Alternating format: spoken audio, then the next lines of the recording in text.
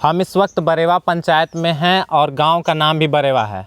हम गांव-गांव जा रहे हैं। चुनाव के अब प्रथम चरण के चुनाव के अंतिम पायदान में है प्रथम चरण।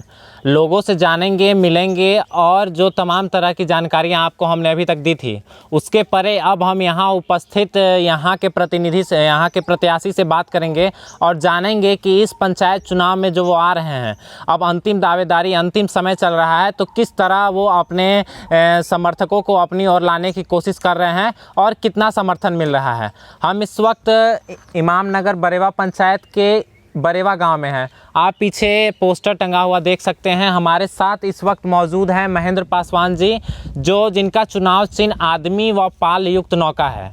हम इनसे जानेंगे कि वो इस बार पंचायत चुनाव में कितना समर्थन लोगों को मिल रहा है और कैसे इसको अपनी ओर ले जा रहे हैं। जी बहुत बहुत धन्यवाद हमसे बात करने के लिए। जी, इस पंचायत में हमें जो है 85% वोट हमको कर रहे हैं सभी लोग। उसमें सबसे ज़्यादा युवा वर्ग के लोग हैं और इसलिए कर रहे हैं कि मैं पहले से भी आज 30 वर्षों से अपना कार्यकाल पंचायत में देते रहा हूँ। इस क्षेत्र में भी घूमता फिरता रहा हूँ, सामाजिक सेवा करता रहा हूँ। इसलिए ठीक है, बोलिए। इसलिए हमें लोग इच्छुक हैं कि इस बार प्रत्याशी बना रहे हैं, मुखिया का पद से हमें चुनाव जिता रहे हैं। आपने मुखिया पद ही क्यों चुना इस पंचायत चुनाव में? बात ये थी कि मैं ज़मीनी स्तर से रहा, हमें ऊपर की चुनाव लड़ना था जिला परिषद का, लेकिन लोगों ने कहा कि पहले आप पंचायत से लड़ लीजिए, पंचायत चुनाव मुखिया से आप आइए, इसके बाद आगे का रणनीति तैयार किया जाएगा या सोचा जाएगा। कितना समर्थन मिल रहा है लोगों से आपको, जो आप गांव-गांव घूम रहे हैं? तो हमें तो जो उम्मीद है, जितना उम्मीद है हमको 80-85% जो है उम्मीद है, हमें जनता का भरोसा है, उसी में जो भी कम बेसी हो सकता है। बहुत जनसंख्या में आपके साथ इस वक्त जनता है, लेकिन जनता का एक सवाल भी है कि वो महेंद्र पासवान जी को ही क्यों इस पंचायत चुनाव में मुखिया पद दे। इसलिए कि मैं 30 वर्ष के इस सेवा भाव से मैं इस पंचायत में काम कर रहा हूँ।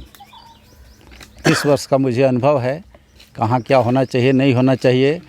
और कारण रहा कि आज तक मैं मुखिया नहीं बन सका कि हमारा पंचायत ओबीसी रिजर्व हो चुका था। उसी समय से 12 साल आज हो गया। 12 साल में हमारा भी मैंने राजनीति कुछ कम पड़ा, लेकिन अब इस बार मौका मिला है, इसलिए लोगों का विचार हुआ कि नहीं अभी मौका मिला है, इसलिए आप आइए, हम लोग आपका समर्थन करते हैं। गांव के किन किन मुद्दों के साथ आप इस पूरे पंचायत चुनाव में घूम रहे हैं? गांव का सबसे बड़ा मुद्दा है आवास का, नाली का और पेंशन वगैरह का समस्याएं हैं, जिसमें कि आवास का बहुत ज़्यादा आ रहा है, ऊपर से भी आ रहा है, केंद्र से भी है, राज्य से भी है, लेकिन यहाँ तक ज़मीनी स्तर तक पहुँच नहीं पा रहा है। जो गरीब हैं, जिनका खपड़ा है, फूस है, उनको वहीं तक रह जाना पड़ रहा है, और जिनका पक्का का मकान है उनको 2-3 को और भी हो जा रहा है। इस समस्या से निजात पाने के लिए हमने ये कदम उठाया है कि गरीबों तक हर विकास का काम मैं पहुँचाऊँ और गरीबों तक मैं पहुँचूँ।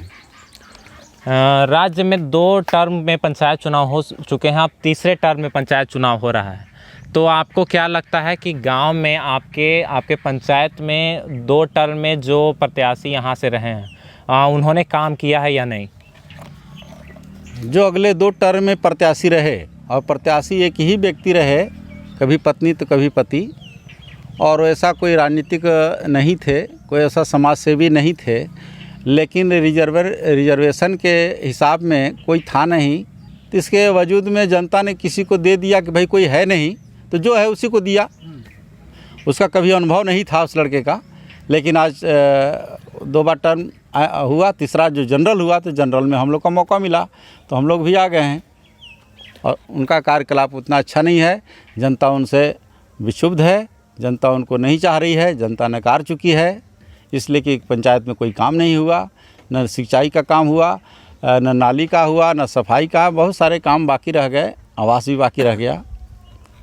इमामनगर, आखिरी सवाल है ये कि इमामनगर बरेवा पंचायत की जनता को आप हिंदुस्तान सवेरा के माध्यम से क्या मैसेज देना चाहेंगे अगर मतदान से पहले?